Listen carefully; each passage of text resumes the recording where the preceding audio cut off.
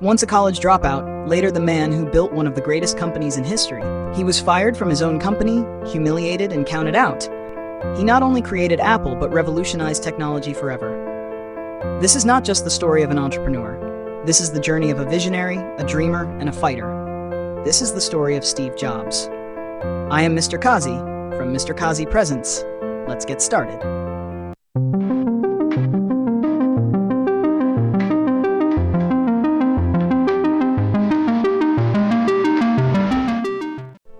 Childhood and early life. Steve Jobs was born on February 24, 1955 in San Francisco, California. His biological parents, Joanne Schiebel and Abdul Fattah Jandali, were young students who couldn't raise him, so he was adopted by Paul and Clara Jobs. Paul was a mechanic, and Clara was a bookkeeper. They gave Steve a modest but loving home in Mountain View, California, the future Silicon Valley. From a young age, Steve was curious, rebellious, and always asking why. He wasn't the best student, but he was different.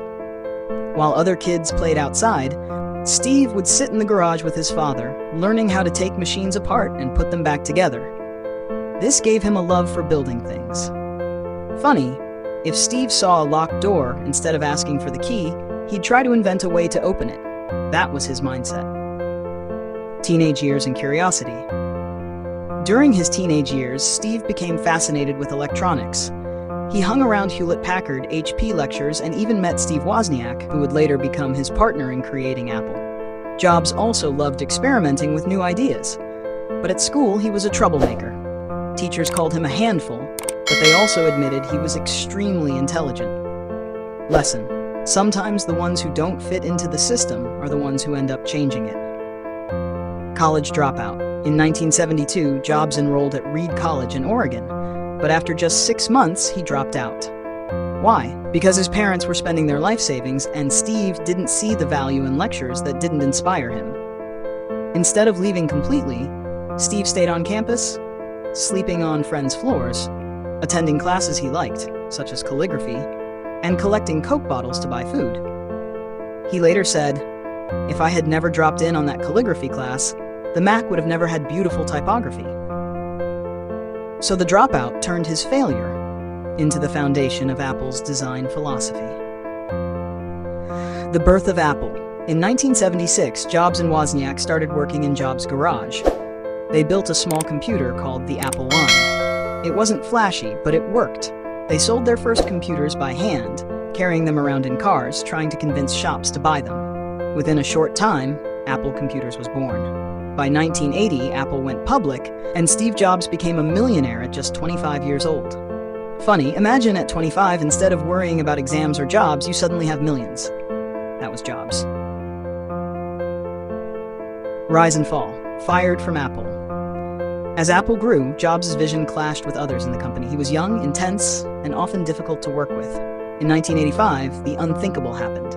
Steve Jobs was fired from Apple, the company he created. He later said, "Getting fired from Apple was the best thing that ever happened to me." Most of us, after getting fired, would cry, complain, or give up. But Jobs turned his failure into fuel. Next in Pixar, after leaving Apple, Steve started a new company, Next. The computers didn't sell well, but the technology was advanced and years ahead of its time. At the same time, he bought a small animation studio called Pixar. Nobody believed in it, but Jobs turned Pixar into a giant, producing hits like Toy Story. Pixar changed the animation industry forever. So while the world thought Jobs was finished, he was quietly building his comeback. The comeback. Return to Apple. In 1997, Apple was struggling, almost bankrupt. The company needed saving. Who did they call back? Steve Jobs. His return was like a movie scene. The man who was once thrown out came back as the hero. Jobs cut unnecessary products, simplified Apple's vision, and focused on innovation. In 1998, Apple launched the iMac, colorful, simple, and stylish. It was a huge success, but this was just the beginning. The iPhone revolution 2007 changed everything. Jobs walked on stage in his black turtleneck and jeans holding a small device. He said, "Today, Apple is going to reinvent the phone." That device was the iPhone. It wasn't just a phone, it was a revolution. Touchscreen, internet, apps. Everything we use today started with that one moment. Crowds cheered, history was made, and Apple became the world's most valuable company. Lesson: sometimes one product can change the entire world. Personal struggles. Behind the success, Jobs faced personal struggles. He had complicated relationships, tough decisions, and a battle with cancer. But through it all, he never stopped working on his vision. Even in his final years, he was involved in designing Apple products. He once said, "Your time is limited, so don't waste it living someone else's life." Legacy and death. On October 5th, 2011, Steve Jobs passed away at the age of 56.